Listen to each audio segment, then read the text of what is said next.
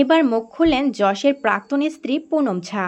নুসরাতকে বেয়াদব চরিত্রহীন বললেন তিনি। বন্ধুরা, বিস্তারিত জানতে ভিডিওটি না টেনে শেষ পর্যন্ত দেখতে থাকুন। আর একটি বিশেষ অনুরোধ, দয়া করে আমাদের চ্যানেলটিকে সাবস্ক্রাইব করে পাশের বেল আইকনটিতে ক্লিক দিয়ে রাখুন, যাতে সব ধরনের আপডেট খবর সবার আগে আপনি পেয়ে যান। টলিউড তারকা যশ দাশগুপ্ত এবং নুসরাত জাহান কয়েক সপ্তাহ ধরে আলোচনায় রয়েছেন।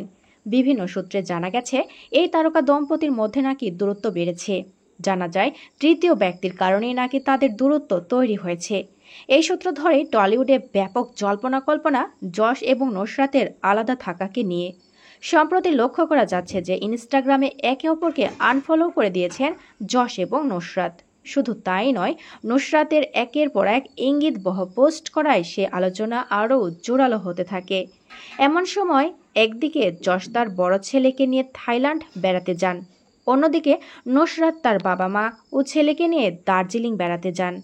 এ কারণে সবকিছু মিলিয়ে তাদের অনুরাগীদের মধ্য থেকে টলিউডের অন্দর মহল সর্বত্রই গুঞ্জন শোনা যাচ্ছে যে তারা নাকি আলাদা হয়েছেন। খুব শীঘ্রই ডিভোর্স হতে চলেছে তাদের। এবার এ বিষয় নিয়ে মুখ খুলেছেন যশ দাশগুপ্তের প্রাক্তন স্ত্রী পুনম ঝা। সম্প্রতি গণমাধ্যমকে দেওয়া এক সাক্ষাৎকারে পুনম ঝা বলেন, নুসরাত একটা বেয়াদব মেয়ে, চরিত্রহীন মেয়ে নুসরাত। সে যশকে তার কাছে বেঁধে রাখতে চায়।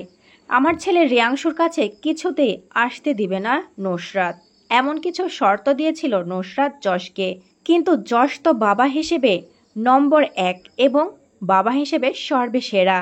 যশ কিছুতেই নুসরাতের দেওয়া শর্ত মানতে পারেনি, কারণ রিয়াংশু তার ছেলে।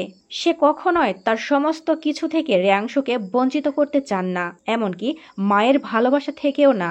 প্রসঙ্গত, নুসরাত জাহান নাকি যশ দাশগুপ্তকে কিছু শর্ত বেঁধে দিয়েছিলেন, আর সেই শর্তগুলো মানতে না পেরে নুসরাতের ফ্ল্যাট থেকে বের হয়ে নিজের ফ্ল্যাটে ফিরে গিয়েছে যশ। আর সেই ফ্ল্যাটে রয়েছে বাবা মা এবং প্রাক্তন স্ত্রী এবং সে পক্ষের সন্তান রিয়াংশু। এছাড়াও গোপন সূত্রের খবর, যশ তার বড় ছেলে এবং প্রথম পক্ষের স্ত্রী পুনম ঝাকে নিয়ে থাইল্যান্ড বেড়াতে গিয়েছেন। যদিও পরে তিনি জানিয়েছেন কাজের ক্ষেত্রে নাকি তারা গিয়েছেন, কারণ যশের ম্যানেজার ছিলেন পুনম ঝা। ব্যক্তিগত ব্যাপারে না হলেও কাজের ক্ষেত্রে অনেকটাই নির্ভরশীল যশ পুনম ঝার উপর। এদিকে নুসরাতও চুপ থাকেননি। স্বামী যশ দাশগুপ্তের উপর রীতিমতো নজরদারি রাখতে গোয়েন্দাও সেট করে রেখেছেন নুসরাত। তবে গত বছরের ডিসেম্বর থেকেই নাকি আলাদা আলাদা ছাদের তলায় বসবাস করছেন যশ এবং নুসরাত, আর এজন্য গুঞ্জনটা আরো জোরালো হয়েছে। অনেকেই ধারণা করছেন ডিভোর্সটা আরো আগেই হয়তোবা হয়ে গেছে। তবে এখনো অফিসিয়ালি কোনো কিছু ঘোষণা দেননি যশ এবং নুসরাত।